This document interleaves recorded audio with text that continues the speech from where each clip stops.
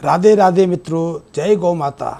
जो गाय का दूध है वो अद्भुत गुणों से संपन्न है। वो सिर्फ पोषकीय आहार ही नहीं है, वो सिर्फ विटामिन्स, मिनरल्स या फैट का ही स्रोत नहीं है, वो अद्भुत दिव्य रसायनों से संपन्न भी है। इसलिए उसका बहुत गहरा प्रभाव हमारे शरीर पर पड़ता है। इसलिए गाय के दूध को लेकर बहुत सारे प्रयोग भी होते रहे।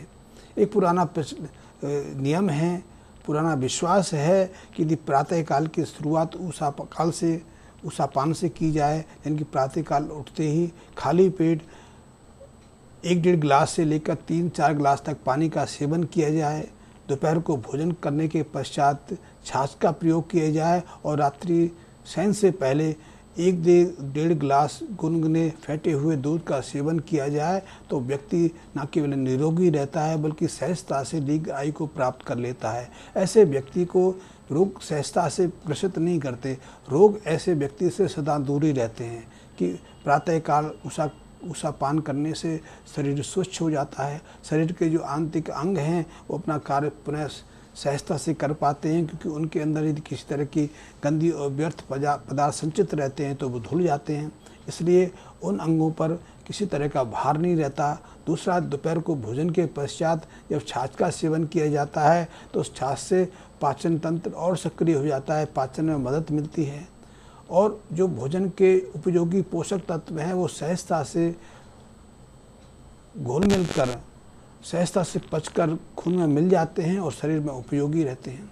और रात्रि को जब आप गुनगुने फेंटे हुए दूध का सेवन करते हैं, चाहे तो उसमें कुछ चीज़ें उपयोग कर सकते हैं। यदि उपयोग ना भी करना चाहें, केवल मात्र गुनगुने दूध का सेवन करें तो इससे भोजन तो पचता ही पचता है, प्रातःकाल खुलकर पेट भी साफ हो जाता है, क्योंकि रात्रिकाल का गुनगुना दूध मृत रेचन का कार्य करता है। वो मल शुद्धि का कार्य करता है, कब्ज मिटाने का कार्य करता है। और यदि ये नियम अपने जीवन में बना लें तो निश्चित रूप से हम रोगों से तो बचे ही रहेंगे, क्योंकि रोगों की शुरुआत तभी होती है जब भोजन सहजता से नहीं पचता या फिर भोजन से हमें पर्याप्त मात्रा उपयोगी पोषक तत्व प्राप्त नहीं होते, या फिर पेट में पड़ा हुआ भोजन या अपचित आहार सड़ने लगता है तो उससे कई तरह के विषाक्त रसायन पैदा होने लगते हैं, और या फिर हमारे पेट में कब्ज की शिकायत हो जाए, पेट का साफन सही नहीं हो रहा, पेट की सफाई सही से नहीं हो रही, तब रोगों की शुरुआत होती है। तो इस कार्य को करने से तो निश्चित रूप से हम स्वस्थ भी रहते हैं और रोगों से बचे रहते हैं। अब दूसरी बात, यदि हम नियमित रूप से दूध का सेवन करते हैं और पहले 3-4 महीने से ही हम दूध का सेवन करने लगे हैं, दूध का सेवन तो बहुत सारे पशुओं के किया जाता है और उनकी आवश्यकता भी है। कुछ लोग बकरी के दूध का सेवन करते हैं, आजकल तो भैंस का दूध का सेवन करना हमारा एक प्रथम आहार बन गया है। लेकिन जिन लोगों को शरीर को सुदृढ़ बनाना है, अपने शरीर पर मांस चढ़ाना है, श्रम प्रधान कार्य करने हैं, स्पोर्ट्स में भाग लेना है, तो ऐसे लोगों के लिए तो भैंस का दूध उपयोगी है। भैंस के दूध में स्वाद भी रहता है और वसा की मात्रा, फैट की मात्रा भी ज़्यादा रहती है, इसलिए वो संघना भी रहता है, देखने में भी अच्छा लगता है, उसका स्वाद भी बहुत लोगों को पसंद आता है। लेकिन यदि आपको स्वस्थ रहना है, अपने शरीर को स्वस्थ रखना है, निरोगी रखना है, शारीरिक और मानसिक विकास को समान गति देनी है, तो भैंस की जगह आपके लिए गाय का दूध सर्वोत्तम है। गाय के दूध से हमारे मानसिक विकास को वृद्धि मिलती है, हम अपने बुद्धि का विकास भी पूरी तरह से कर पाते हैं और हम सही निर्णय भी ले पाते हैं, और इसके कारण हम बहुत सारी चीज़ों को भी प्राप्त कर पाते हैं, जीवन को सफलता की तरफ अग्रसर रख पाते हैं। गाय के दूध के सेवन करने से हमारा मन प्रसन्न होता रहता है, संतुष्टि का बोध होता है, और सबसे बड़ी चीज़ है कि हम आलस का भाव महसूस नहीं करते, निरोगता का भाव तो रहता ही रहता है। लेकिन भैंस के दूध का सेवन करेंगे तो उसके पश्चात आलस का भाव आ जाता है। हमारे शरीर में मांस की वृद्धि तो हो जाती है, हमारे शरीर में बल की वृद्धि भी हो जाती है, लेकिन हम सक्रिय नहीं रहते, हमेशा हम आलसी से बने रहते हैं और मन का विकास, बुद्धि का विकास तो भैंस के दूध से होता ही नहीं। तो यदि आपको शरीर का विकास करना है, मन का विकास करना है, बुद्धि को तीव्रता देनी है, तो आपके लिए गाय का दूध बहुत उत्तम है।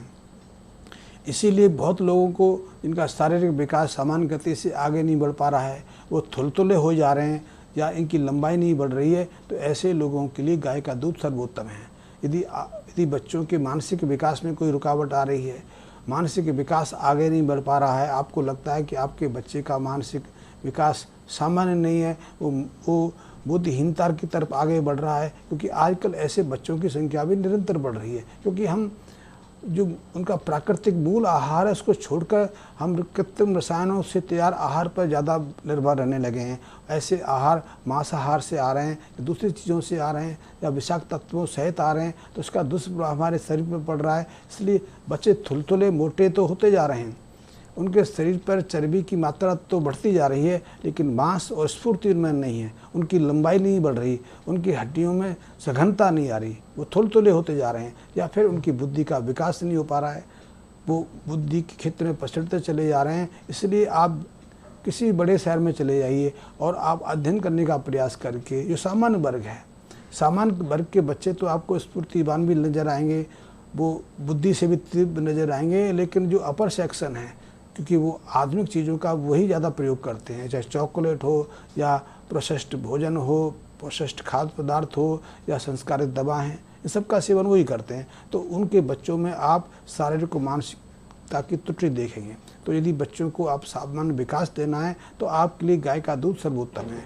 और यदि बच्चों के विकास को समान गति देनी है, आपको लगता है कि बच्चे की हाइट सही नहीं जा रही है, बच्चे की बुद्धि का विकास सही नहीं हो रहा है, तो फिर ऐसे बच्चों को आप कोष्ठ में ले जाकर, कोष्ठ कहते हैं, यहाँ पशु को रखा जाता है, गाय को रखा जाता है, वहाँ जो गाय का दूध आप निकालते हैं, दूधते हैं, उस दूध को बिना उबाले सीधे सीधे बच्चों को पिलाना शुरू करते हैं, क्योंकि ऐसे दूध में हर तरह के रसायन रहते हैं। वो सिर्फ विटामिन, प्रोटीन और फैट के स्रोत ही नहीं रहते, फैट भी उसमें अद्वितीय रहती है, कि सामान्यतः फैट के अणु बड़े रहते हैं जो हमारे शरीर में पहुंच के नुकसान देते हैं, हानि प्रदान करते हैं, लेकिन गाय के दूध का फैट है सौम्य और सूक्ष्म कणों में रहता है, इसलिए वो शरीर में जाके नुकसान नहीं देता, वो सहज पच भी जाता है और शरीर के लिए उपयोगी होता है। इसी तरह गाय के दूध में जो कार्बोहाइड्रेट रहती है वो सौम्य लैक्टोज के रूप में रहती है, वो हमारे शरीर में किसी तरह की प्रतिक्रिया नहीं दिखाती। इसलिए गाय के दूध पर निर्भर रहने वाले लोगों को ना तो मोटापे का सामना करना पड़ता है, ना उन्हें डायबिटीज जैसी समस्या का सामना करना पड़ता है। फिर गाय के दूध में तो बहुत सारे उपयोगी विटामिन भी रहते हैं, इनके अलावा सैकड़ों तरह के ऐसे रसायन रहते हैं जो हमारे लिए बहुत आवश्यक हैं। अब जैसे कि मैं ग्रोथ हार्मोन्स की बात करूं तो गाय के दूध में माँ के समतुल्य ग्रोथ हार्मोन रहता है, लेकिन वो हार्मोन्स उसके बच्चे के लिए, गाय के बछड़े या बछड़ी के लिए तो बहुत तीव्रगामी रहता है। इसलिए गाय की बछड़े या बछड़ी का जो शारीरिक विकास है वो 6 महीने डबल हो जाता है। जन्म के समय उसका वजन इतना रहता है, 6 महीने में उससे डबल वजन हो जाता है। और यदि उसी को मानव का शिशु पिएगा तो मानव शिशु के ऊपर भी उसका प्रतिकूल असर पड़ेगा। प्रतिकूल असर इसका मामले में कि उसका शारीरिक और मानसिक विकास अपेक्षाकृत ज़्यादा तीव्रता से होगा, इसलिए इनकी हाइट भी बढ़ेगी। और इसीलिए पुराने ज़माने में गाय का दूध बच्चों के लिए अनिवार्य माना गया था। इसलिए गाय के दूध की कमी ना आए तो माँ को उसका पिता विदा करता था, विवाह के समय गाय अवश्य दान स्वरूप दी जाती थी। फिर बच्चे का जन्म हो तो भी गाय दान देकर बेटी घर पहुंचाई जाती थी, ताकि बेटी के घर गाय के दूध का अभाव ना हो। बेटी अपने बच्चों को गाय के दूध से ही पाले, क्योंकि शारीरिक विकास, मानसिक विकास बहुत आवश्यक है। तो यदि आपको लगता है कि आपके परिवार में बच्चों का विकास सामान्य गति से नहीं हो पा रहा है, स्वास्थ्य में गिरावट आ रही है, उनके शरीर के विकास विकसित होने में कोई दिक्कत आ रही है, मानसिक विकास सामान्य गति से नहीं आगे बढ़ पा रहा है, तो ऐसे बच्चों को गाय के दूध का सेवन कराना बहुत आवश्यक है, वो भी बिना उबाले कच्ची अवस्था में, जो धनोस दूध कहते हैं।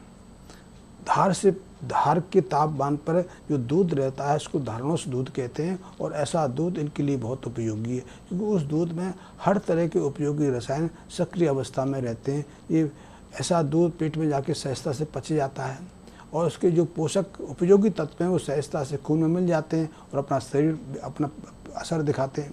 तो ऐसे में यदि शारीरिक विकास बाधित हो रहा हो, मानसिक वृद्धि में किसी तरह की गिरावट आ रही हो, तो ऐसे बच्चों को धनोस दूध का सेवन अवश्य करना चाहिए, ताकि उनका शारीरिक और मानसिक विकास सहजता से आगे बढ़ सके।